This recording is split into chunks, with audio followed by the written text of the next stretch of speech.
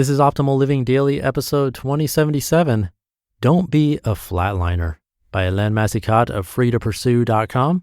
And I'm Justin Malik, the guy that reads to you every single day of the year from the best blogs I can find covering personal development or self-help, minimalism, productivity, and more. And with that, let's get right to it and start optimizing your life. Don't be a flatliner by Helene Massicotte of freetopursue.com. I first started noticing them well before the hype of the TV show and movies. These people who seem to have no pulse, no passion, no soul. These people that I call the Walking Dead. At various levels of predictable speed, from dragging their feet to being lost in adrenaline-filled busyness, they'd get through the day, every day, as if life were something to merely survive, as opposed to something we should feel privileged to experience. I remember the first one I ever saw. It was in January 2001. I started working at Megacorp only 4 months before. It was about 8 a.m. and he was pressing the elevator button to get to his cubicle and start his day. He was expressionless, resigned. How did he get that way, I wondered? Could he recover? If I fall into this state, could I?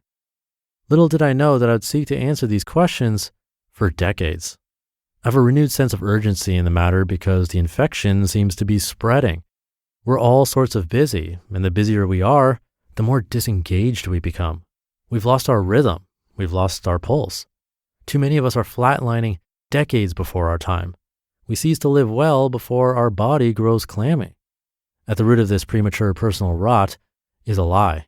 This lie is the belief that we're machines, that we're expected to stay focused, to stay on task at a steady clip for 8, 10, 12 plus hours a day, and be always on, always available at the world's beck and call, and steadily turn out our own version of widgets day in and day out.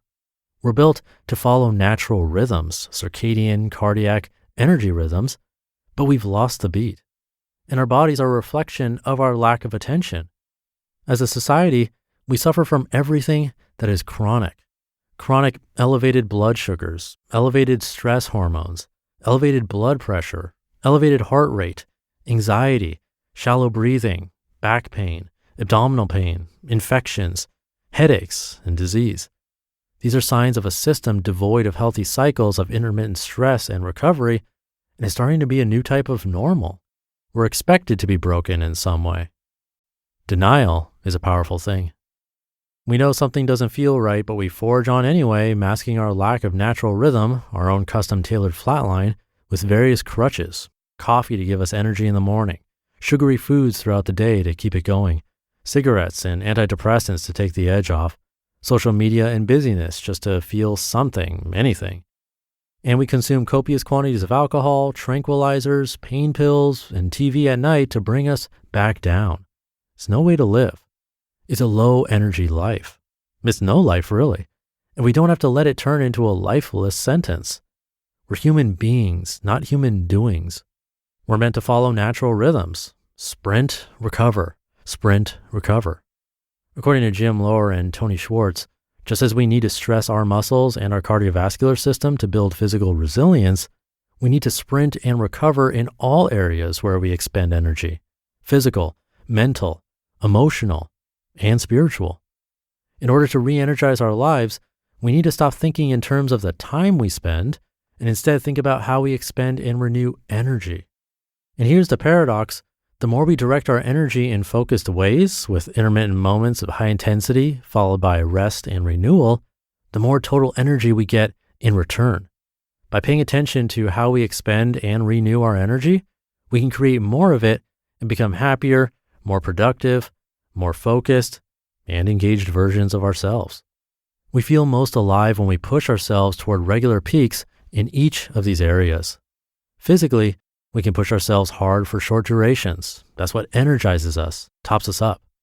Mentally, we can immerse ourselves into tough learning and thinking activities for about 90 minutes at a time. By taking these deep dives into thinking and problem solving, we can increase our capacity to give increasingly difficult tasks undivided attention. Emotionally, we can feel deeply for others and for ourselves by seeking meaningful connections. And spiritually, we can dig deep into meaning, gratitude, and why we're driven to do certain things for ourselves and others. We feel better, more like our true selves, when we tend to each of these important areas. Further, each of these can be a source of recovery for another. And if we tend to them properly, we can have multiple peaks of performance throughout our day. By developing our ability to manage and increase our available energy, we no longer merely survive our days, we experience them. We can thrive in a way that only seemed possible as children. We can feel alive. We can feel well. We can revere our personal rhythms, working with them now that we're no longer at odds. Please keep your finger on the pulse. Your pulse. You just listened to the post titled, "Don't Be a Flatliner" by Helene Massicotte of freetopursue.com. I'll keep this ending short for today. Have a great rest of your day, and I'll see you tomorrow, where your optimal life awaits.